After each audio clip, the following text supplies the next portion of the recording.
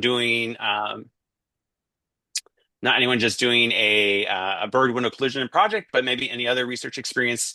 If you're an instructor who teaches in a classroom, how to facilitate a classroom-based research experience is this maybe actually the harder piece.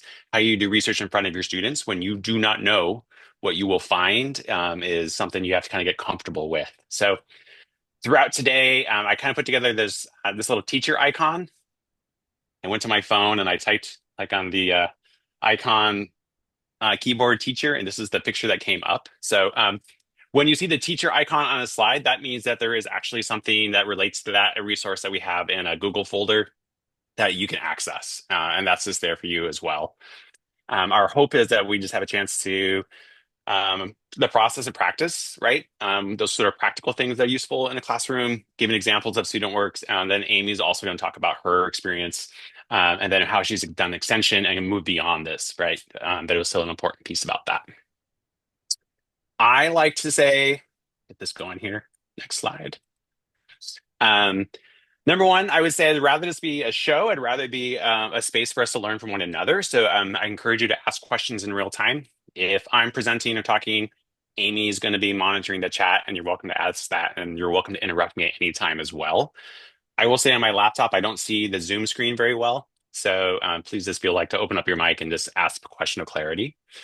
And in all my classes, I usually always start with also kind of building a strong sense of classroom community, not just a class, but a community. And one way we do that is we always go through and kind of develop some group norms of how we're going to interact together in class.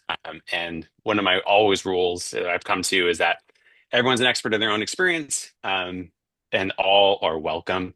And I guess give you an example. These are from my syllabuses that I use in class. That kind of like my promise that I put on every syllabus. That's the first thing on my syllabus that I lead with, that I really want people to come as they are, who they are, and come prepared to contribute because they matter. And that's how I feel about all of you here today. And I give you an example. This is my classroom class compact activity that I have my students do as well. So they sign this. It's a kind of like an open Google Doc that students go through and make a contribution to. What's one way they can contribute, and how do you actually operationalize that idea? So those are things I like to do. And let me just pause. I know we don't have an hour together, but is there anything here that people think that we should add to kind of our own group norms as we have this our time together here today? Or does this feel like a good place for us to start?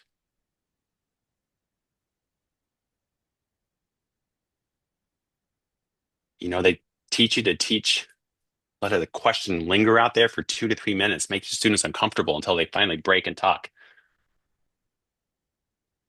But I'm going to move forward for today. All right. So just kind of an intellectual background piece. If you're not familiar with this phenomenon, bird window collisions is actually thought to be the second largest contributor to bird decline in the United States. And the estimates are anywhere from, a third to a billion birds per year die in the United States. And if you spend a moment looking on social media, there's always these sort of dramatic pictures of someone being around a skyscraper in New York or Chicago, like scooping up dead birds. That's true. But the research suggests that it's actually most often the leading contributor to bird decline are actually not skyscrapers, but smaller suburban buildings like my community college, right? And as part of this too, I should say, what I wanted was to really kind of develop a research experience for my students. I inherited a class that was um, not a bad class, but it just had sort of this, didn't have a theme to it. It had this sort of like one-off, these sort of every day was a different lab activity. And it just felt like whack-a-mole without a real research or a science experience. And I want my students to see an experience doing a science, which means a good creative process. A lot of times I get students who come into class and they think they hate science. I'm the last class they have to take before they transfer out or they're done with their term. And I call them SRCs. It's a science recovery course, right? And then part of that for me is we want to engage students with an authentic experience because that increases student engagement, sense of belonging, job skills, retention. Those are all good things. And this class, this project I developed on bird window collisions was free, right? Carcasses are free. That was an important piece about that because I had very limited resources. But it was also focused on something that was tangible, lay space, and accessible to everyone, right? So you didn't need to learn how to use a microscope necessarily. I teach you how to identify birds as part of this, but these are general education classes with no math or science prerequisite. And then if you're an instructor, you would recognize you always have your class learning objectives. And here are three class learning objectives that I thought I could best integrate into the class through a research experience, right? And you're just seeing kind of get different pictures of our college campus.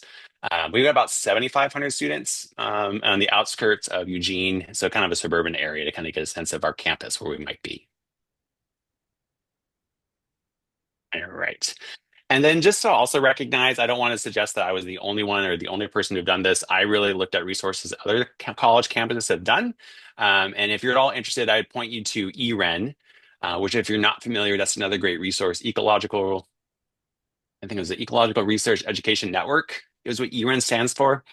And they have maybe at least 10, 12 different projects that can be accomplished on college campuses or high school campuses across the United States. And the idea is like, we're all developing curriculum, we're all developing ideas, protocols. If we can replicate it, then it's much more powerful, right? And here's one of the papers that they published actually in conservation biology that came out in, I think, 2021 from their first initial review of the data, right? So EREN's a great resource. I include the links here in the resource page at the end of it as well. So a lot of my methods I pulled from EREN in terms of how to do that.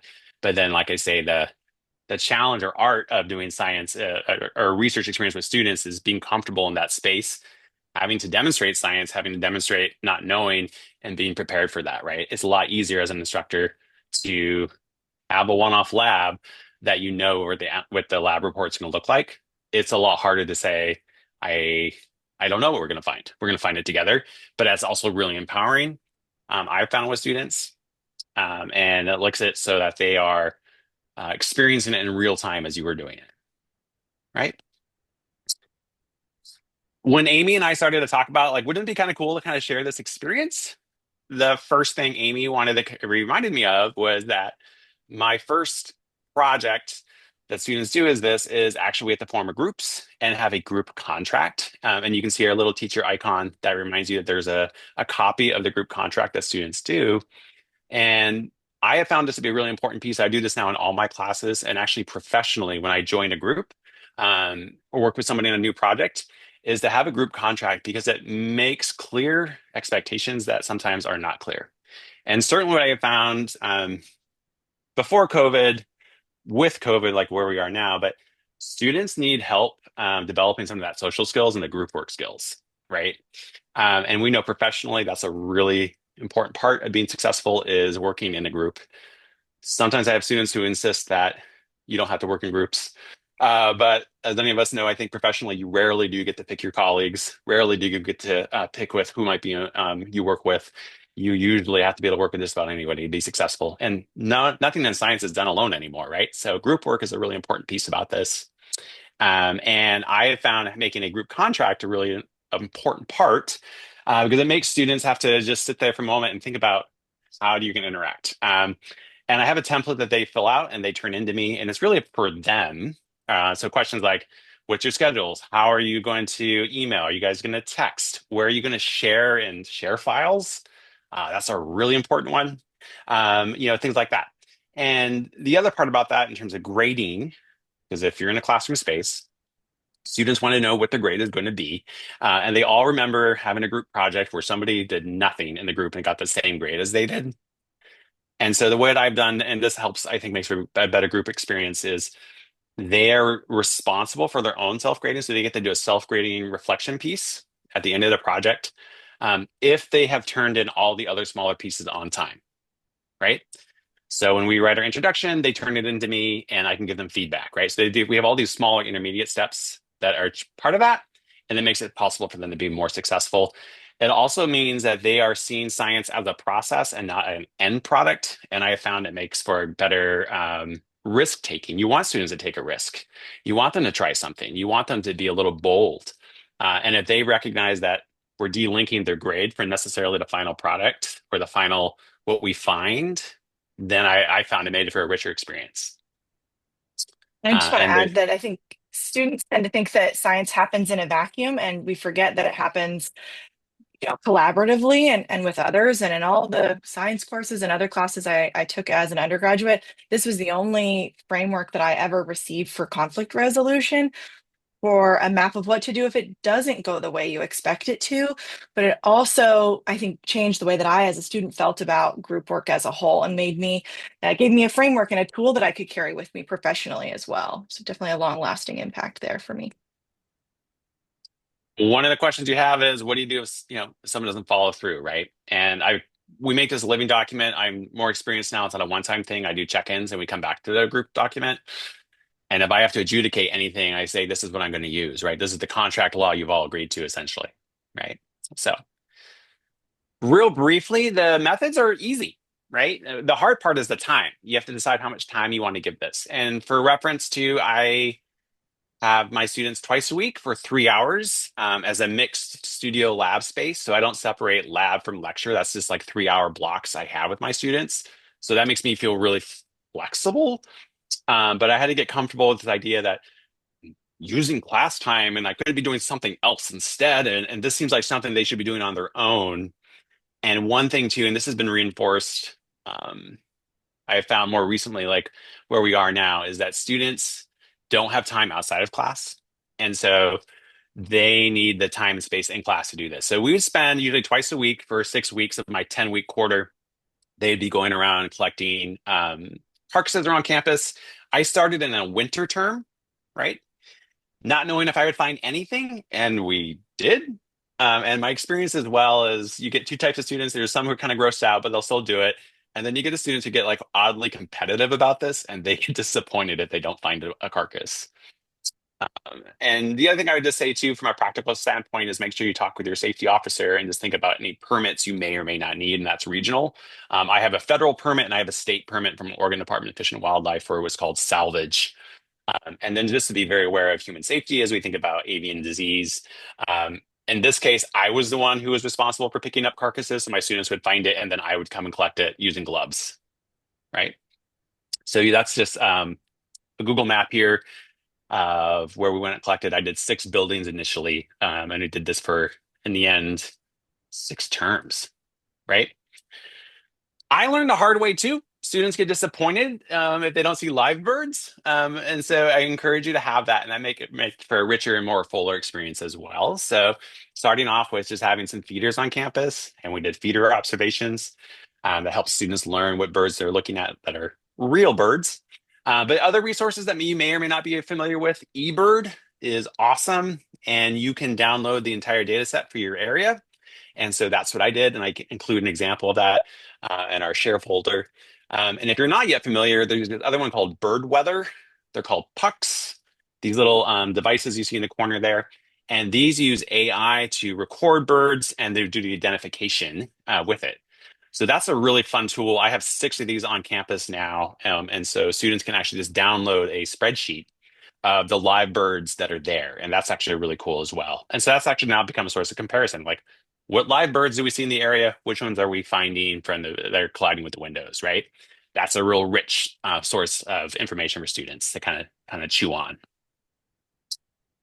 So the results just kind of give you an example where I am with this. I started as a adjunct part-time instructor without any idea that I would be here or would repeat this beyond. But at this stage, I've 2 fall quarters, 2 winter and 2 spring quarters. And I have intermediate steps with my students, so they have to use the existing data as well as the new data that we're adding to it, right? And I have a data visualization project that I will go through or share with you all how like I structure these sort of smaller steps. So students have to go through and use spreadsheets. I would also ask you to kind of consider your goals and your students. So most of my students, and I think Amy would tell you the same, come in, have never opened up a spreadsheet program, right? Which, as a practicing scientist, that's like hard for me to understand, but that's a lot of our students don't have spreadsheet skills. And that's something I try to build, right? The cost of that is maybe their frustration with that. And the alternative might be, do you want to provide a clean data set that they get to use without having to go through the effort of doing that themselves, right? So those are just things we got to kind of think through as an instructor. Like, what do you want there to be? How much tension in the classroom or frustration if they might be? What Do you have a computer lab that you can do this together at? Things to think through. I put that out there. I lean on I want students to do it themselves. Um, and I kind of go through and demonstrate how to do it or how to clean data to look at data, and then help them see on the other side about that. So I'm happy to share with that. We have, again, our little teacher icon tells us we've got a resource so you can see at least how I've done it. And one thing I've tried to move towards too is just having that classroom community. And so a lot of times students submit work, is that they're just adding to one Google slide, right? So everyone gets a slide, they add their name, their visualization, and then you can see from one another. It makes actually peer review a lot easier if everything's in one place. All right, kind of getting to this. I thought just to be an example, I've always wanted my students to, first I thought, oh, we're going to write a report. But then I'm like, do I want to read a report? The part that I've actually found, this is actually what I really enjoy is making a scientific poster with my students. And even though we're having contributing to this classroom data set, what you're finding is the students as a group take a particular question and they own it. They get to review it. They get to kind of decide what they want to do. So, for example, maybe one group of students is interested in looking at fall to fall differences, or some students are interested in a group of birds. They're only interested in, the passerines, right? So students kind of self-define what the research question they want, and then they get to use the same data set, and they always come out looking very different. And so that's something that I've gotten more comfortable with. Even like one same data set is not going to be answered the same way. And posters are really fun for students because they involve design elements, graphics. I have a lot of graphic design students. It's important for science communication, so making them be really succinct, practice that.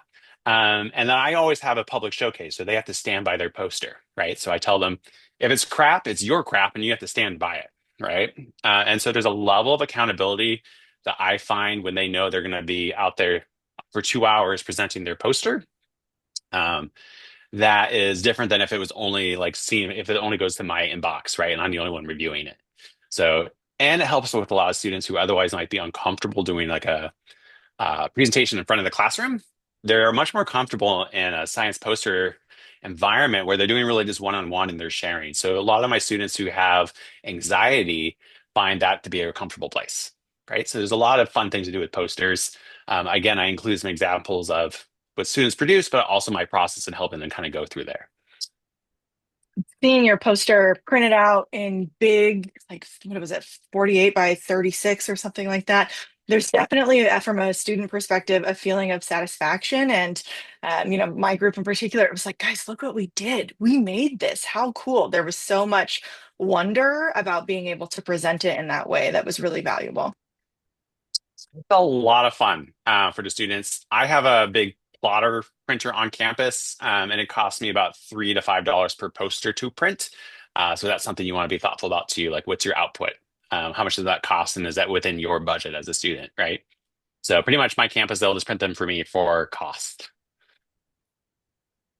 All right, I'm just going to give you some examples, and then again, we'll kind of pull up, and then we're going to switch gears in just a few moments, and we're going to hear from Amy, and then we're going to hopefully have time to kind of look at some of these examples or templates and resources that might be available or of interest to you, regardless of what you may do, right? So just to give you an example of what some students have done. Again, I always have a public place. I put them, we call it the center building, and they have to go stand. Sometimes in our spring, we have what's called Sugar Student Undergraduate Research Experience, which is this, like all the classes which are doing research-based work will have 60 students will be presenting posters.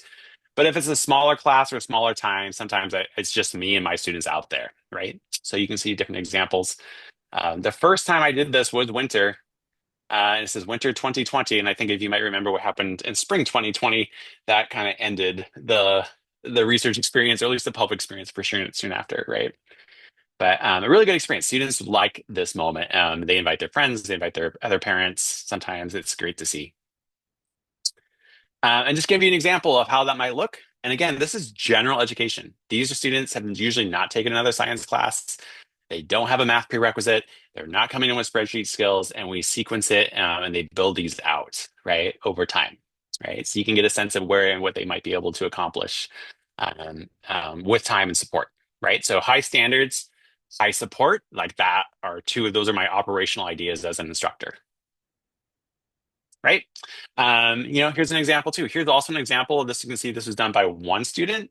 And this is an example too where they actually had group tension and we had to work on helping them resolve it. In this case, this group, their partner actually dropped out of class. But sometimes we have to have those discussions too. Suddenly, a group project is now down to maybe one person or less people. What did that look like, right? So that's that piece of being really iterative with my students, but also having a really good communication with them as well, right? So very different. And then this group, right? So students come in with different levels of where they may be. This particular, I remember the student in particular, like they were had already taken stats and they want to do more. I don't have any idea that they're going to do statistics. We talk a lot about what I call pre-statistical thinking. So looking at summaries, looking at trends, learning how to use those spreadsheet tools to help you do that, but not a true statistical test, right? And give you an example too, this was an online class. Our building here at LCC, our science building is for the first time in 60 years, it's being renovated. But that has meant they have closed down classrooms and they actually asked me if I could teach my spring class online. And so for the first time, I had to teach my class online. And rather than do a whole poster, this group of students, we said, let's do something that you'd share like in Twitter or whatever, social media, right? So we did infographics, right? So this group of students this last spring didn't collect data. They used the existing data and we had a different kind of output, right? And you can see so what students were able to produce using that sort of iterative structure throughout, right? So really different. They had to still ask a hypothesis. They had to answer the question, what it could be. And that was a challenge for students because a lot of times their questions are things that we couldn't answer at the time that we'd have or resources that we'd have. So teaching students what question can you answer with the available data is a really was a hard one for them as well, right? Because they have great questions, and then you see like, oh, well, this is all that I have, right? So just give you a couple easy pieces. What I have found from the anonymous survey from students, people talk a lot about learning how to do teamwork, that was hard but appreciated. Learning about why birds might do it, right? How to work in a group, make a poster, use data, think like a scientist, right? So those are just, I've done this now with 6 terms. I just pulled out some of the survey data that students have shared with me. And even perhaps most importantly, I say, would you always ask the question, would you rather have done something different? And overwhelmingly, students don't want to write a report, right? They like the poster experience. They like that piece about that as an important part. But I think importantly to me as an instructor is when I ask, recognizing our time in class is the most important thing I have, right? How I use it is the most important choice I make. And by highlighting and giving so much time to a group research experience, I'm saying no to other things, right? But students seem to really value, and I think your students want to be part of something that's authentic and conservation oriented. And if you're a conservation educator, there's a lot of bad news out there. Students kind of come in, sometimes a little bit sad even. And so I think the more that I can give agency and opportunity for students, that's become really important to me as a teacher, right? And even just bigger than that, where we are now, this project gave me the opportunity. We were building 2 new buildings on campus. We built them number 32 and 33. But because of this project, I had a chance to meet with the architects and talk about bird window collision prevention and actually change the design elements. So the newest buildings on campus are being built with UV elements into the glass. That's an important piece about that. We're continuing to find, we're trying to modify existing buildings. Of course, like budget is always a thing, but starting off with tempera paint and having student groups take a pane of window and design something is a really inexpensive way. Starting an iNaturalist project that students can continue to contribute to, right? And staff as well, because staff members do it as well. And getting on our local NPR station to talk about that, right? So there's a community interest that has grown beyond what was just, again, I started as a one-termer thinking I wouldn't be working here next term, and I'm still here, and this project has had influence in conservation elements, right? So that's what I was going to share with you. Amy's going to talk next, and then we're going to have hopefully have time for a discussion as well as kind of just preview some things we threw into a share folder for all of you to look at. Yeah, absolutely. I like to think of myself as kind of the validation that this type of cure really does stick with students. I know that teaching isn't exactly an experiment, but this is something that I went into taking this class in spring of 2023, where I had some working knowledge of birds, maybe a lifelong appreciation, but I had never taken a college level math class before, and I had taken one other science class and wasn't really enthused. But that's changed. This type of research where you are both working with the existing data, but also collecting your own data as you start to get curious. For me, that was really impactful because I was able to think about what already exists, and I'm not just kind of reaching into thin air for a research idea. And so this here was kind of an example of what our science classroom looked at like. And it really, it's just a room, but it's so much learning takes place when we were out collecting data or looking for, um, deceased birds. And then I thought, just for fun, I included a selfie I took during our very first class bird walk, because when we started talking about bird window collisions in this class, I was skeptical. I was like, there can't be that many birds that hit the windows. I mean, like, really? And I am happy to say that I was wrong, but I'm also sad to say that I was wrong. Um, this is just a larger view of the poster that my group did, and you can see it's really a very basic science poster presentation. We very much stuck with kind of I guess what you learned as you're supposed to put onto a poster, tried to keep things brief. And what we looked at was how the area of windows on buildings impacts how frequent the bird window collisions take place.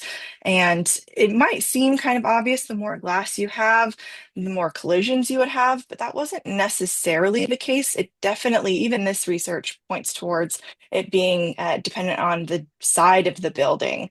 And this research stuck with me. And after the term ended, I was still thinking about my experiences in a science classroom in a class that I loved and really didn't expect to love. But I kept thinking about how I couldn't have been the only person that thought they didn't belong in a science space or really didn't have that working knowledge. And it really kept me thinking to the point that I ended up sticking with this topic, but also becoming involved with Birdability, who works to make birding and natural spaces accessible to everyone. It prompted me to ask questions about bird window collisions from our local nature and raptor center, which led me to volunteering with them. I even started a queer birding group, and it's, I mean, it's blossomed in just over a year or so. It's gotten quite large, but I'm really proud of the research that Colin and I did, where we continued to analyze the window collisions to look at exactly what it was that was happening and specify it to the campus and the buildings, and then present that research. And when I presented at OSTEM fall of last year, most of the questions that I got were, what's your research? I see that dead bird. That definitely got people. And from there, it's questions about, well, what do I do at my house? How do I make this stop happening? Because once you, like me, once you become aware, then most people lean towards, how do I fix this? And it really, for me, started conversations with people who I wouldn't necessarily think of having an interest in birds or in conservation, but most people have windows and most people have seen a bird. And it really opened up more questions for me, even as what do I want to do going forward? When I took this class, I was an education major. I thought I might want to teach like high school history because I do also love history. But what it turned into on a broader scope after continuing to do research was something a bit more science focused. And I never expected to see myself in science spaces or somebody who would have anything to say about conservation. But I think because this is so powerfully place-based, you start to get curious about what else is going on in your community and where else there might be conservation needs, or where else you might see that there's something going on an ecological level. And I think the questions just kind of snowball from there. It's certainly reshaped the entire trajectory of my academic and hopefully professional career. Like I said, I had no science background to speak of, and I ended up getting a Bachelor of Science degree. So, and then can we go one more side, Colin? Sure thing. Yep. Thanks. And at this point, I'm thinking about what's next, and all of it relates to science and conservation. And yes, education and maybe teaching is in there too. But if you, like me, have questions about social science in conservation or queer ecology or pedagogical strategies for teaching conservation science, I would love to talk about that and maybe talk about it on a full-time grad student basis. Awesome. That is great. How are we doing on time? Oh, look at this. We're doing great on time. Lots of time. We got lots of time. So let me just share references are posted here, and then maybe we can just take a break. But I put together a folder and I'll just pull up if anyone has any questions or context, or I wanted this to be less of me talking for an hour. Um, if you ever come to my classroom, it's rare that I talk for even 20 minutes or 25 minutes before my students are usually doing something hands-on. So I just wanted to kind of pause where we are and then pull up some of these, talk about it, share it to you, and just maybe hear about your own experience or things if you don't want to talk about as well. Right. So I'll pause there for a minute. And if anyone wants to ask more questions, look at things together, or do a little sharing about how that might work for your context, I would be love to hear from all of you.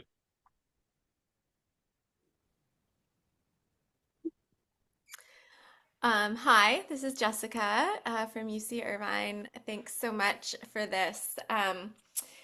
A couple years ago, I was approached by a graduate student who was really interested in bird window collisions and wanting to set up a study on our campus. And I worked with some undergrads as independent like undergrad research units to kind of design a monitoring protocol and create certain like routes around campus that we would walk, and then to train people and then to go out and do it. And in a quarter for us, which is 10 weeks, they only found one dead bird that whole time, which is like really, really disappointing, but then also good news, maybe.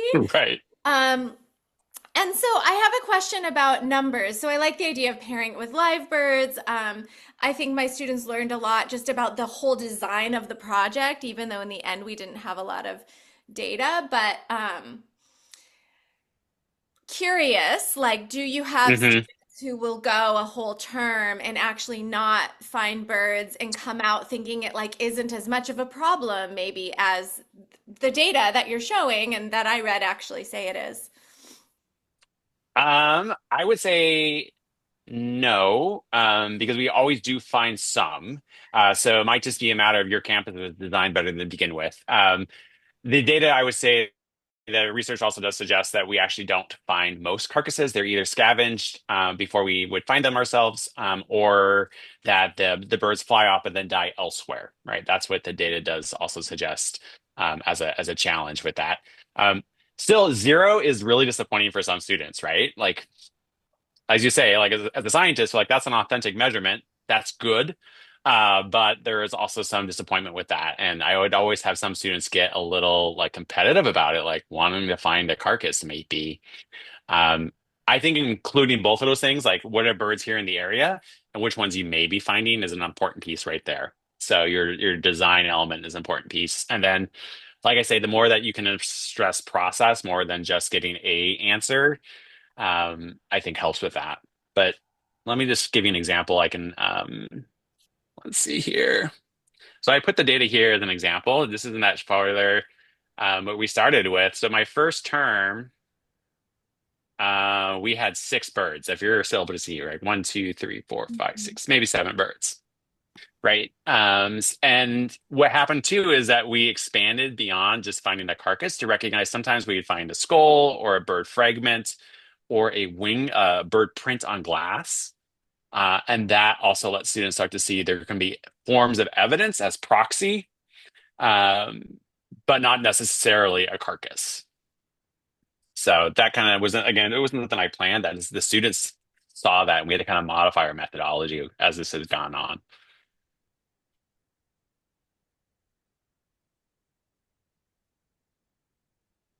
I will just take a moment to. I talked about my group contract, and I will say this has helped me just help my students because conflict is inevitable in a professional working space, and conflict doesn't need to be bad. It just means there's a difference of opinion. And what I have found as an instructor is this is what my students have to kind of go through and complete essentially and turn into me. This is their first project. The first part of their project is, how are you going to contact? How are they going to make decisions? How are you going to participate? And then when there is conflict, right? What can you do? And I adapted this originally from University of Washington School of Nursing, had a group process class. And so I've adopted this over the years. And what this is for me, what it has done is actually reduce some of the conflict with students. So I encourage you to think about this because the social skills necessary for science is something that we think someone else will teach or they just know. And I'm increasingly finding that it's a place we need to really reemphasize and give them a toolkit to help them make better choices. Even just understanding, hey, who's got the data? I just certainly my first term teaching, you had a student who had everything on their laptop, in their backpack, in their car, and then their car is broken into and their laptop is stolen, right? And now the whole group has lost all of the data. So just thinking is like that, where and how it is, where can you save information? I encourage you to think about how you can help your students do this. And then the other piece about that is, let me just kind of pull up a rubric. Let's see.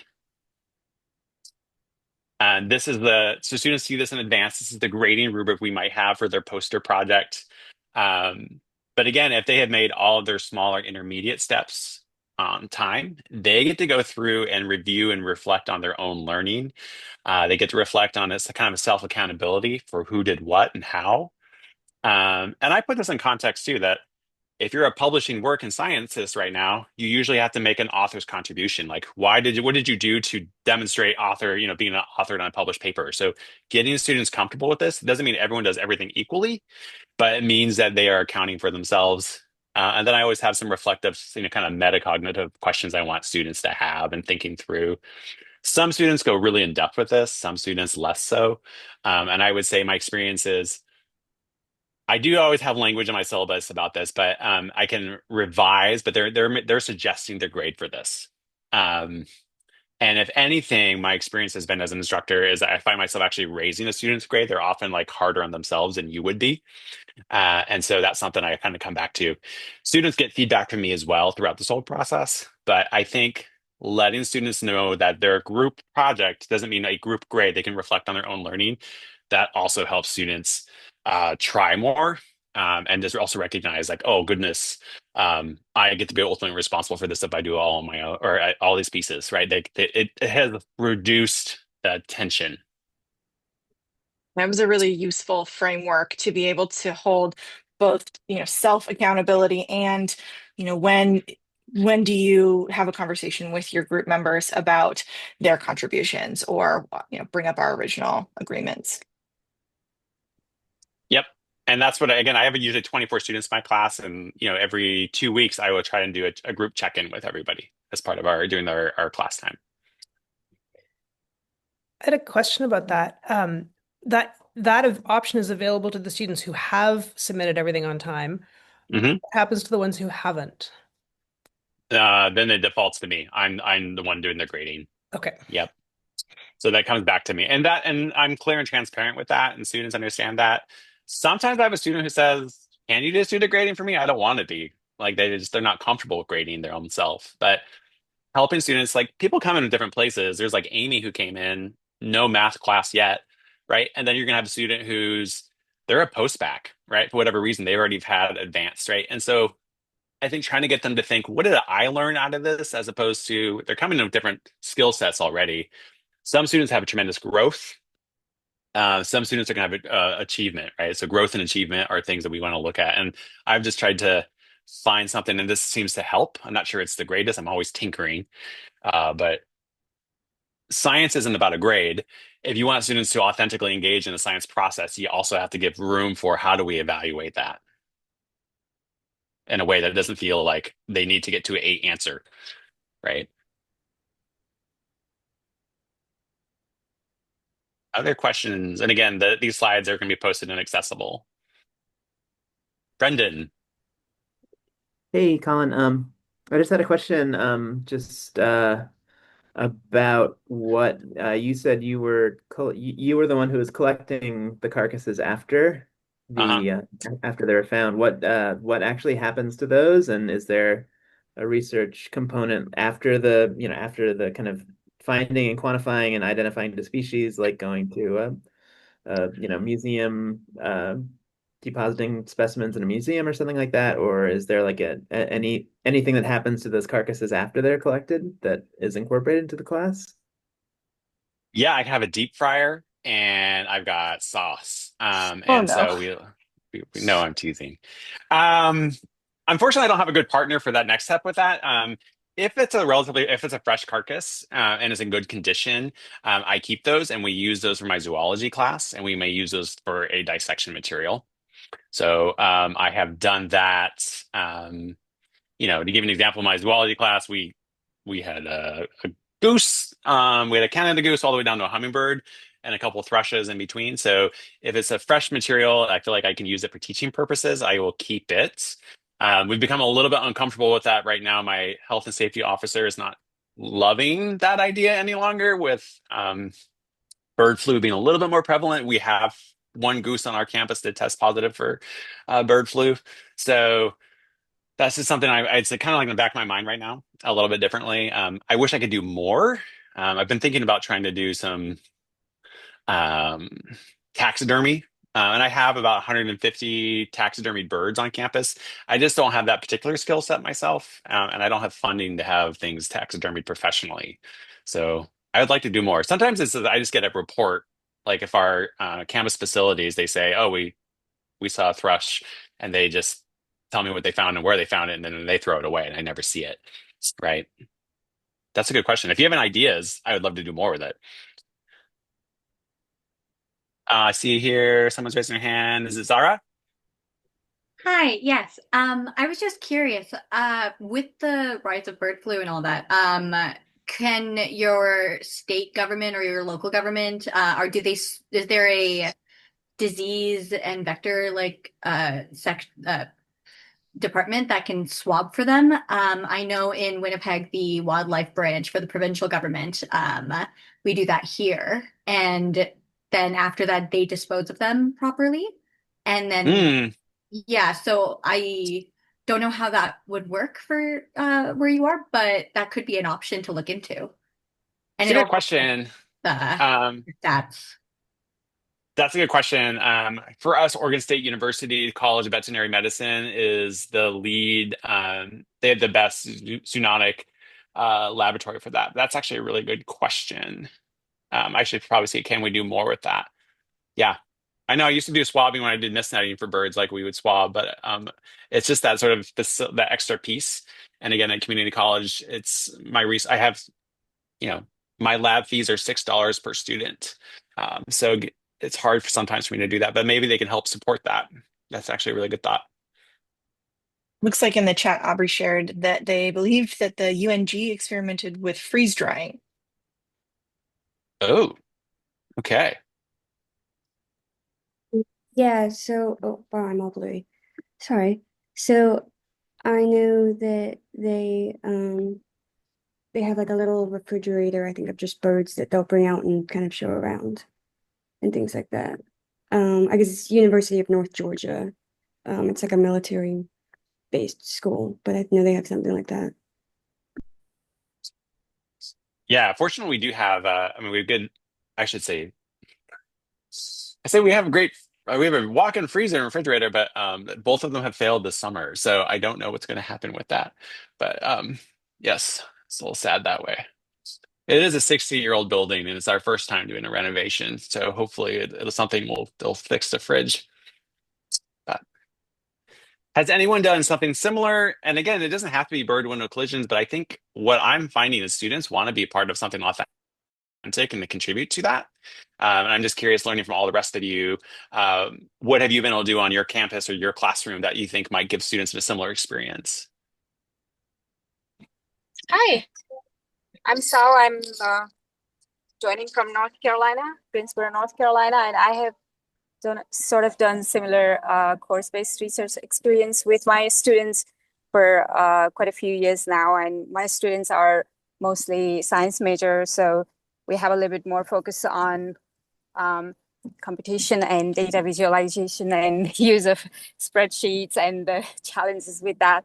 Yep. Some of the things you have mentioned there, and I'm really glad you shared that. And um, um, we actually have been able to compile quite a few years of data and kind of see if we could, because we're doing extreme health assessment and going to several different sites, and it's all designed by students, sort of.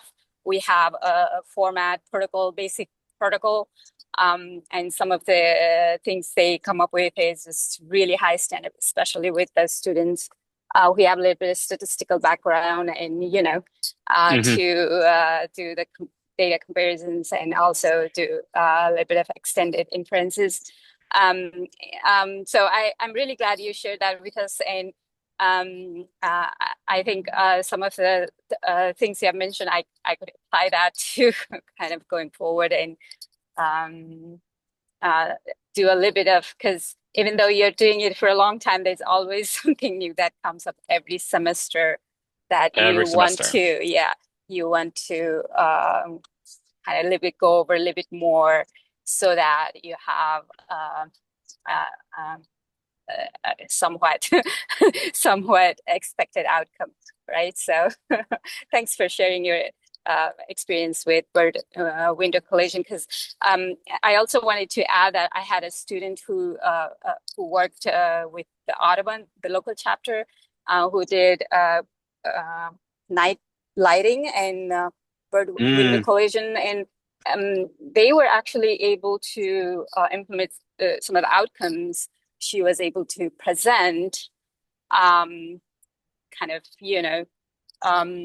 get an ordinance to turn the light off in these Right. buildings in Winston-Salem and also in Wake County. So, yeah, thank you.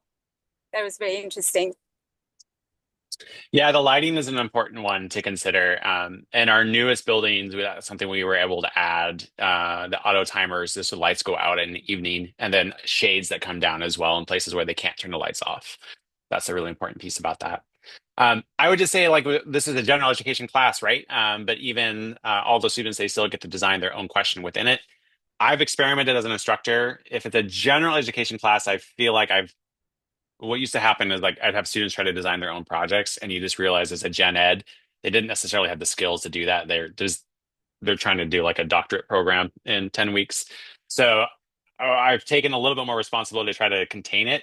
But then other classes, in my science-based classes, when I teach the majors classes, right, those students are more responsible for designing their own research projects. So that's something to think about too. Like, how much do you want to control, versus how much do you want your students to have a sandbox, is an important thing to kind of consider. And I think it's just about the development of your students and where they are with that.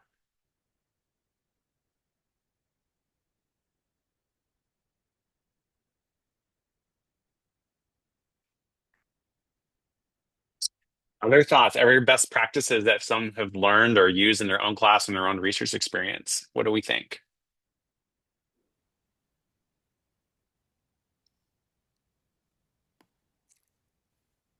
One of the challenges that that I feel like I face at UCI is being on the quarter system. We have 10 weeks.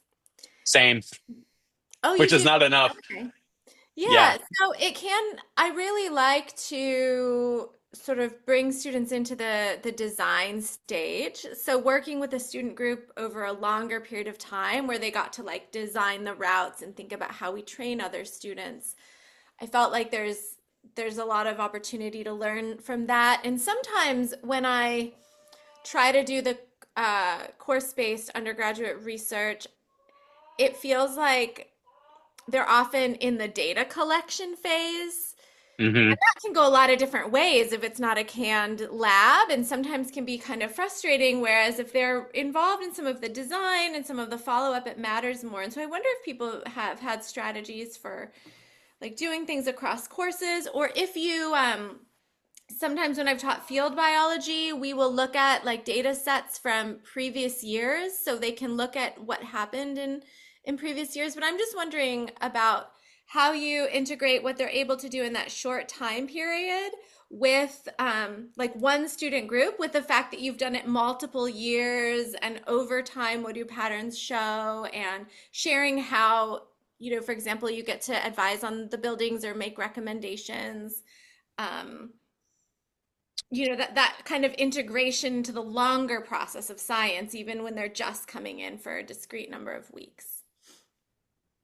Yeah, I would say we are also in the quarter system, which is 10 weeks, right? And it's very challenging to do a research. I see that especially true when you're having that piece of the experimental design, right? When I teach the majors classes and they have to do their own research projects. Hopefully you're getting them out like by week 3, you want them out trying to collect data, right? Knowing that they're going to have to adjust their methods. So that's a real challenge. Again, for the 100, what I call the 100, the general education classes, I've just had to kind of condense it. And we do about 6 weeks of surveys, right? And then I just have to say we have to be done because we need time to help you process it and do data visualizations and try and see what patterns might be there. Um, I don't have a good answer to that. It is frustrating, other than to say to remind students that's part of the process of science. It's iterative, it's one part, it's one piece, and you are part of that.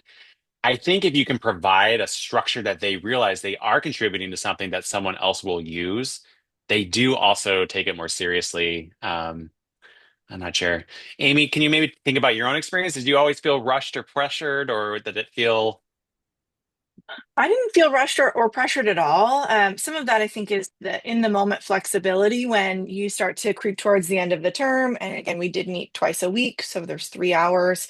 And having that check in of what do you need, where are you with your projects was helpful, because I know that there was maybe one or two, if memory serves, um, where we got to have a half an hour of just work time, and that was really helpful. I think like you mentioned, the benefit of having the prior data on hand and knowing that we're contributing to this kind of living document of data collection is that, my team and our class in particular, I noticed that we were really motivated to both find birds if they were there, but also to be really intentional with the methods and how we collected that data so that we could contribute to the next time that the class was being held. So I didn't think that it was rushed, but I can certainly understand that if you have to narrow a really broad lens, it would probably feel a bit more rushed. I felt just enough understanding of particularly from the EREN, with the prior knowledge of what research had been done to kind of get us going and to allow us to find our own topic from there. And I think in my class, maybe there were 6 groups and none of the posters were about the same question. Yeah, and what Amy's kind of talking about is I didn't really demonstrate, but the students, each group has to kind of define their own question, what that might look like. And so her group decided they looked at, and as part of that, there's like a literature review going and introducing scientific literature. And her group decided to look on the how much area of glass as a building is an important predictor potentially, right? But yeah, it is really hard to do science on quarters, no doubt.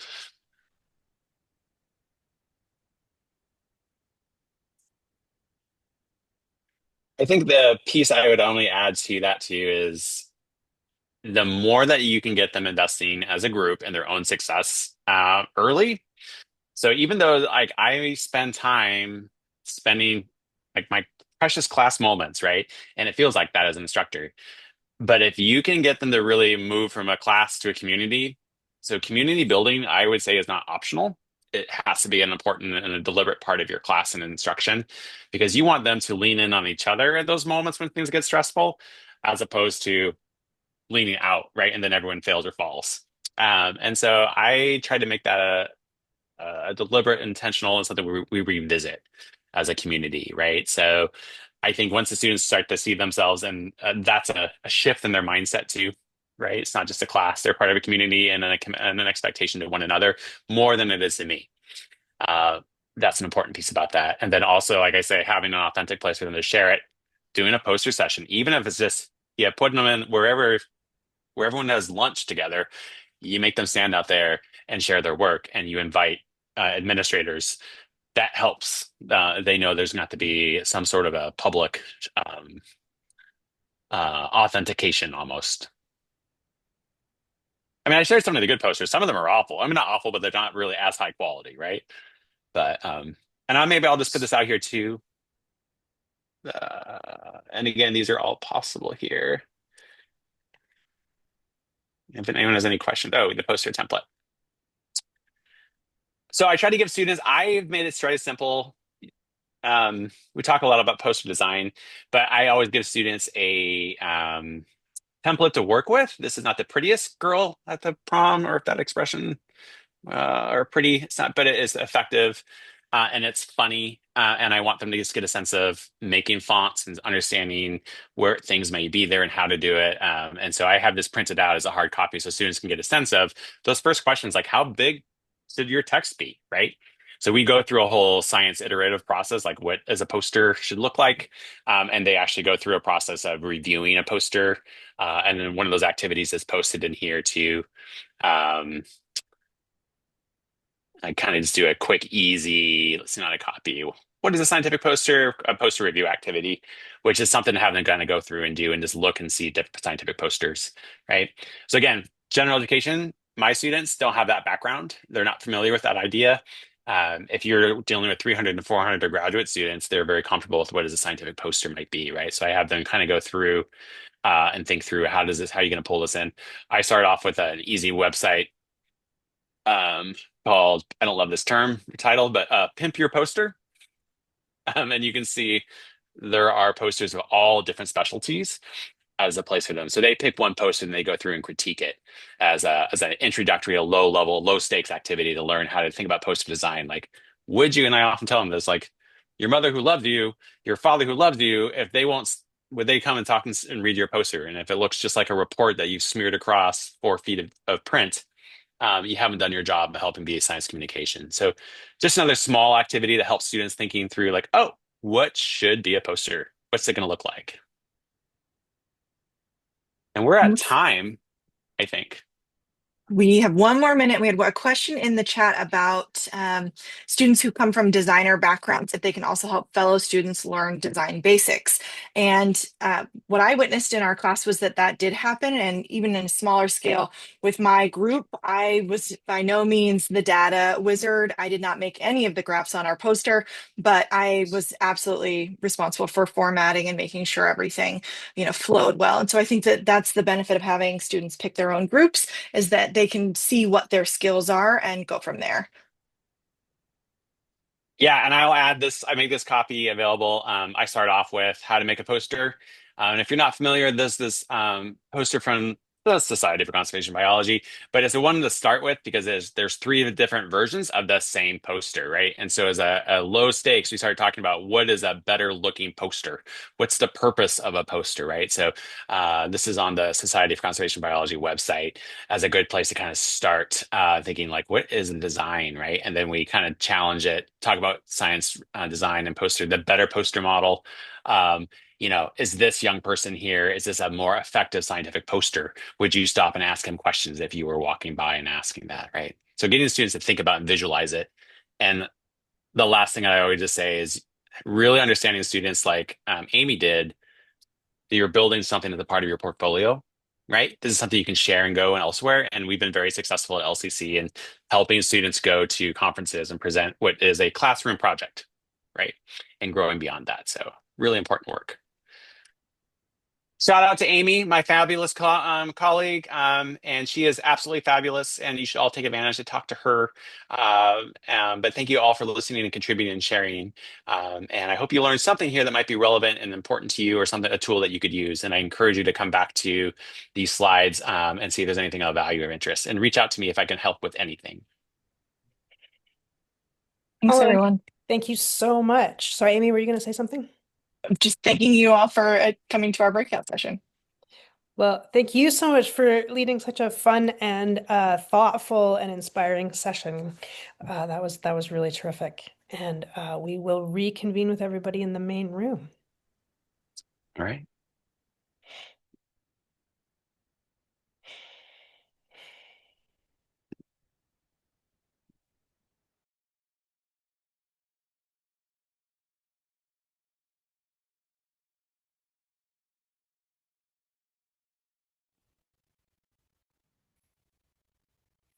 Hey, we have a little break now or a little networking time now.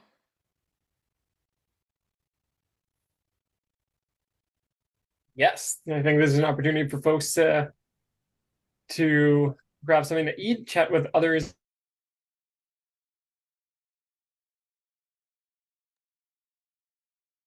George, trying to remember how to leave a breakout room.